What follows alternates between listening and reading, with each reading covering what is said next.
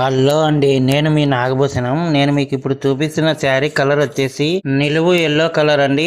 నడుం ప్యాక్ వచ్చేసి chocolate pack combination లో ఈ చీర డిజైన్ చేయడం జరిగింది. నేను నేస్తున్న వార్పులో లాస్ట్ చీర అండి ఇది. ఒక వార్పు మీద మొత్తం 16 చీరల దాకా వస్తాయండి. ఇది వార్పులో 16వ చీర. ఇక్కడికి వార్పు పూర్తి అయిపోయిందండి. దీని తర్వాత తిరిగి కొత్త పడుగును అతుక్కుంటాము.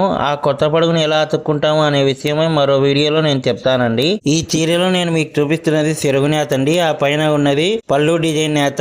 ఇప్పుడు ఈ చీరను దోణ నుండి వేరు చేసుకున్న తర్వాత చీరను పక్కకు కదలకుండా ఇలా ఎంటీ దోణను ఆ చీర మీద ఇలా పెట్టుకుంటామండి. ఇలా బరువు పెట్టుకోవడం వల్లనే నేను ఆ చీరకు గంటలు ముడివేయటం కుదురుతుంది. ఇప్పుడు గంటలు ఎలా ముడివేస్తాననే విషయమై ఇప్పుడు చూపిస్తున్నానండి. చీరకు కుచ్చుళ్ళు ముడివేయడం కోసం ఇలా బద్దెను కట్ చేసుకుంటున్నానండి. ఇలా బద్దెను కట్ చేసుకొని మోటు ఉన్న పోగు మొత్తాన్ని దుసివేసుకుంటాను, అంటే ఊడవిరుస్తాను. ఇలా బద్దె నుండి పోగులన్నీ వేరు చేసుకున్న తర్వాత గంటెలు ముడేసుకుంటానండి. ఇలా గంటెల్ని ముడేసుకుంటాను.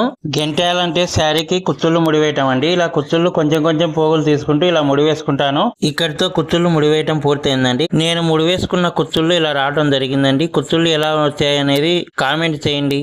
చీరకి ఇలా కుచ్చుళ్ళు ముడి వేసుకున్న తర్వాత చీరను మొత్తాన్ని ఇలా మడత పెట్టుకుంటానండి. ఇలా మడత పెట్టుకుని బాక్స్ లోకి పెట్టేసి మగ్గం నేస్తున్న అన్నకు ఇచ్చి వస్తాము. ఇంతటితో చీర పడతేయటం పూర్తయిందండి.